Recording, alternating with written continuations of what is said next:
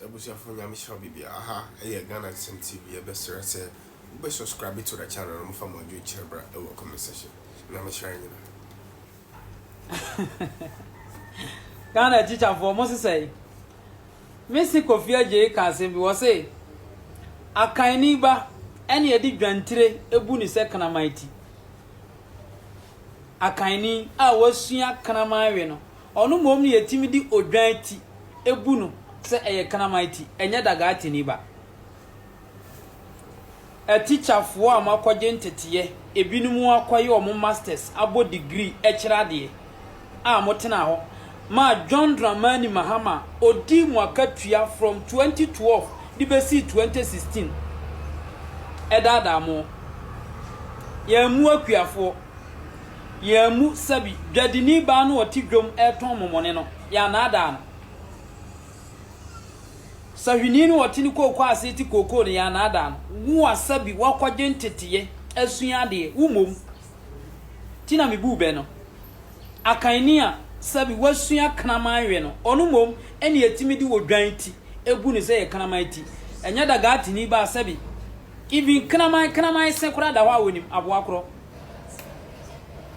oman we ye mobo na Captain Smart sabi kwasi ampani we sori anu abetna radio so all because of say akufu ado ba ye no wo de Ghana sika ebo mo ho bra wamfa ntofie ne kasi amano anep to onu timi gina TV station so ka say edin title no kra friend of vice former president no e was ye yifra akufu ado so enne wanya abanya wono titi sika sabi man kwase afo odikwa abre omo nya adwuma Ghana nsemtwerofo esu ne omo ban ebinum omo di tikrom ha no all because of say yankasa temamufo no nya ya dwene say yebesua bibi ne ya pe bibi asua akyerɛkyerɛfo a mo kyerɛ ye ma nyansa ene ntetiye ene mu na munie John Dramani Mahama mu na munie dabi education ehia NDC aban enwoma sua ehia no because sa wo mani pasua de na naniti ehunu nyansa onfa akolesam enkodada anwonani ema ne mfa ne vote ema no o manipa esua de na ohunu enwoma hu sade abrabo sitia sa nipa no sa omo tricks politics na omo ye ne krom ha no omo ntimi nye yes krokro the John politics 24-hour economy ne sansem hunu no omo keka no kuro yi mu last election de twa mu no enipa anitia te se mi gina ha ya untimi mfa sa ankwase asem wei emetome ma dwenim ema me nkoto aba ma enipa sua nyansa onto abanyi aban a wono sabi emabunu gufie pa adwuma ye no wono de sanitary pad adwene na danitrim sanitary pad adwene aba na ankafo sabi abodamfo okuregu ho no ye mabi kwan so omabu man a sa eno ma we wonye mo matena ho nwoma suafo akrachefo amabobo degree ahodo ebi mo abo masters matena ho de sa papa we yaba munnim no from 2012 to 2016 ni suban ni nipa boni ni awoye mo akrachefo munya hunu hwe afinu ni yebewie no mo akatua nkasa mo de malawa na musu akatua nkasa na ebekam amu omodi ni ye de sika na sesa ama Ghana ensantwerofo se ya no mo pe ye mpabre yes yafunu nsantwerofo ni kuroyimu yafunu adifo mu gukuroyimu se ya abanya asabi only vision any vision emma sabi enchirima eba na obatitin sabi sika hunu amu omodi eno de oya aban na emom abanya obeba ebadwene baya no ma asabi ebebo oman ne daakye ne yempe fasika no ma yeni wo ne John Dramani Mahama bae kuruwaba kura wonfa bi nkyere oman kuruwaba enso hwe Ghana nsemtwerofo bio TV station radio station na tie nkwase asem AY3ka ne subi mada all because of say ya toto cars ya mo omo amemo omu sika enne omu live luxury life intino omu ye okay mo timamufo na musuo no munya hunu yeti kuro we mu sabi yesi nyansa besiaba yensua bi ene yete ya so wo man nyansa besiaba enne baabi awiase adui ye kokenkan budget ya mo man a sanitary pad ekosi ejanai bia empem ahasa president ye nya no ye nyina ye so ne ye wia e na ebo ye no ye so ene ye wia na ebo ye no nyame oye nyansafo e chen nipa nyame ohata suruwe ono John Dramani Mahama oko intotro midwifery during election time no ono gina ho malawa ho nsensem nyina mate wo nim se de esitua lawa e ma school fo na a school fo boje ne so a school fo akrache fo asabi e te classroom esua nwoma e boje ne so ni patro fo sei na wa ye no ho innocent face na Ghana fo hunu bi da wasesa wasachira emu asofo atrofo mun sentrofo asabi omode omu hia aban asabi odi sika ebemu omodi nya aban obechekere man nya aban asabi oba enchirima ene timamufu obenya ne so mfaso dabi mole aban tete ho nika kukuru kocho aban eno na Ghana fo pe kwame ntwibo se akuwu ntumi da bia meka o se oka asam anaso de susuye biba otua na mo bi ana mp before ade aso ene ani nyina etie ahwe ne yi a enka wo mu bewunu se enye saa kwa o mekai se ba bosumi mienu asa bosumi mienu mu ani and through the regional secretary omanu issue statement say the campaign ekro no emu ba yehye enti obi bia wo pese oba Asante mantama ba ye campaign no onsi wu kwan na mom yi the regional executive one can say you no wuntumi asotro but regional executives no amane entem na omuntumi nya nhyehyeye na omunya itinerary mount na o campaign say the upesi ekono atimi akosa wono wa che ba bi ogina ne other regional executives ni bia che ba bi omugina na mom aye party ba kumu ade enti za wo ba Asante mantem ha bo mane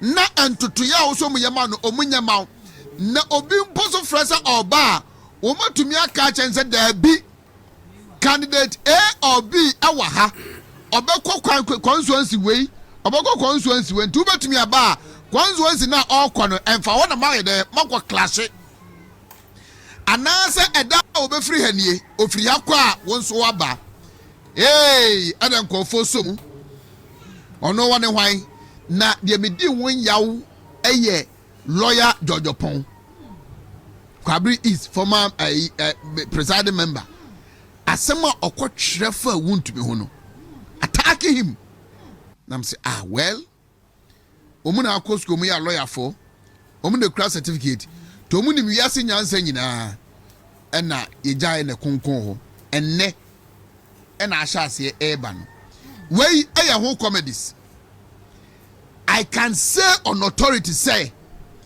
Sengayama me Samira anka say ojai na wako no mu we campaign na waba abeto so ba ne dia enka within this week asema nke besi already ha no enka mani budget full tantan ya wo mu ba ready ya gidie ni arehemu bia ni mu enke beja hu nkomodie abedi MPP hu nkomo saa Honorable Kennedy Japan ewo Western region baby a wakọ ye ne campaign bia onye the communication team members ne nam kwasi kwatin wo ho pa grade achida nkwa wo ho hwanhwani mu wo honom